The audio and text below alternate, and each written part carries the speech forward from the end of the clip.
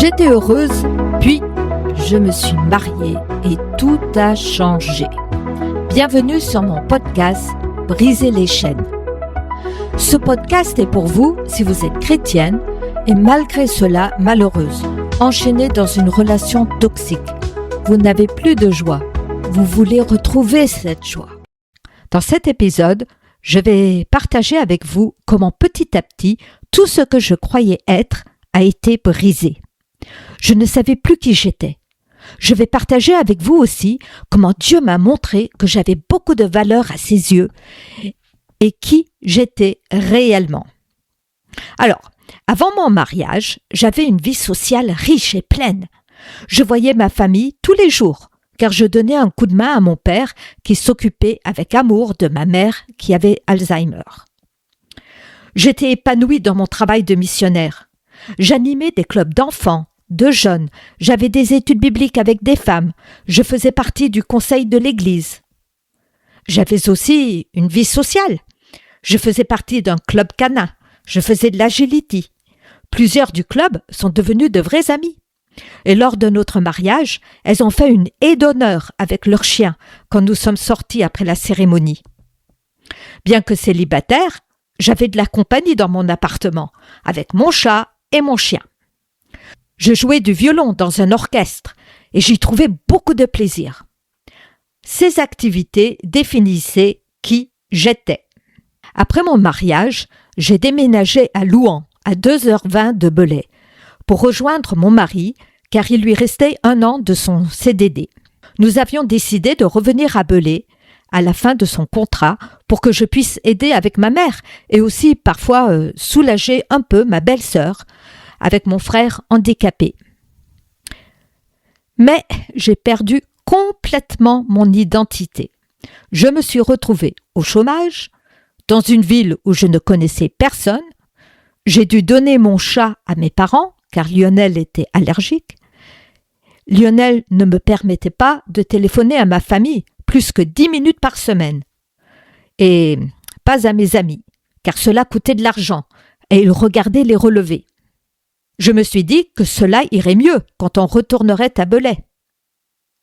Notre première fille est née 1 mois après notre retour. L'accouchement et l'allaitement s'étaient mal passés et je me sentais une mauvaise mère. Nous habitions dans un village à 5 km de Belay. Mais Lionel m'interdisait de prendre la route plus de 2 fois par semaine pour économiser de l'essence. Il voulait que je sois toujours à la maison quand il était là. Donc, plus de vie sociale, ni de vie d'église, hormis le culte le dimanche matin. Et donc, j'ai sombré dans une grosse dépression postnatale qui a duré 1 an. Lorsque je commençais à aller mieux, grâce aux médicaments, je me sentais coupable de ne plus faire des choses pour Dieu. Mais Dieu, dans sa grande tendresse, petit à petit, m'a montré que ce n'était pas cela qui comptait. Voici ce qu'il m'a montré. Il m'a montré qu'il m'aimait d'un amour immense, incroyable. L'Épître aux Romains, chapitre 5, verset 8, nous dit « Dieu prouve son amour envers nous, en ce que, lorsque nous étions encore des pécheurs, Christ est mort pour nous. » Oh, je le savais depuis des années, et j'avais accepté Jésus comme mon sauveur. Mais là, j'ai réalisé que s'il m'aimait au point de donner sa vie pour moi, même quand je ne le connaissais pas, il m'aimait toujours. La première épître de Jean, chapitre 3, verset 1, dit « Voyez quel amour le Père nous a témoigné pour que nous soyons appelés enfants de Dieu, et nous le sommes. » Et l'évangile de Jean, chapitre 1, verset 12, « Certains l'ont accueilli, ils ont cru en lui. À tout cela, il a accordé le privilège de devenir enfant de Dieu. » Alors ces 2 versets m'ont beaucoup touchée, car j'ai eu le privilège d'avoir un père terrestre incroyable. Pas une seule fois je n'ai douté de son amour pour moi. Même si je ne me souviens pas d'avoir entendu ces mots de sa part, « Je t'aime ». Ses actes, ses conseils parlaient d'eux-mêmes. Il était un pilier dans ma vie, sur lequel je pouvais compter. Et ce pilier m'a été retiré. Oh oui, Je le voyais 2 fois par semaine, quand j'étais à Belay. Mais je n'avais pas le temps de discuter beaucoup avec lui. Il fallait l'aider à lever ma mère après sa sieste, puis faire les courses, ou alors emmener la petite à ses visites médicales. Et là, dans sa tendresse, Dieu m'a rappelé que j'étais son enfant, qu'il était mon Père céleste et que rien ne pourrait changer cela. J'avais accès à mon Père céleste 24 heures sur 24. Lionel ne pouvait pas m'enlever cette relation intime avec lui. Romains 8, verset 17 nous dit « Or, si nous sommes enfants, nous sommes aussi héritiers, héritiers de Dieu et co-héritiers de Christ, si toutefois nous souffrons avec lui afin de prendre aussi part à sa gloire. » Vous vous rendez compte? Héritière de Dieu, le créateur de l'univers, de l'infiniment grand et aussi de l'infiniment petit, co-héritière de Christ. Moi, qui étais limitée dans mes achats, car un des tocs de Lionel, c'était la peur de manquer. Il contrôlait tout. Mais là, Dieu me dit que je suis héritière de lui. J'étais riche. Et en plus, cette richesse est éternelle. Dans l'évangile de Matthieu, chapitre 10, versets 29 à 31, il est dit « Ne vend-on pas une paire de moineaux pour 1 sou?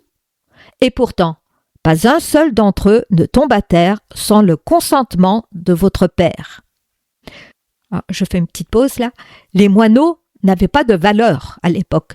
Et pourtant, Dieu est au courant de tout ce qui arrive à chacun d'entre eux. Quant à vous, même les cheveux de votre tête sont tous comptés. Vous savez combien de cheveux vous avez? Combien vous perdez de cheveux chaque jour? Moi, non. Et pourtant, Dieu connaît le nombre exact de cheveux sur notre tête à chaque instant. N'ayez donc aucune crainte, car vous avez plus de valeur que toute une volée de moineaux. Jésus affirme que nous avons de la valeur pour Dieu. Romains 8, verset 1. Il n'y a plus de condamnation pour ceux qui sont unis à Christ. Tous les jours, je subissais des reproches. Certains méritaient, oui, je ne suis pas parfaite, mais beaucoup n'étaient pas mérités. C'était pour me rendre dépendante de lui, sous son contrôle. Mais Dieu ne me faisait pas de reproches, car j'étais pardonnée grâce à ce que Jésus a accompli sur la croix. Quel réconfort! Dans l'évangile de Jean, chapitre 15, versets 15 à 16, « Je ne vous appelle plus serviteur, parce qu'un serviteur n'est pas mis au courant des affaires de son maître. Je vous appelle mes amis, parce que je vous ai fait part de tout ce que j'ai appris de mon Père. »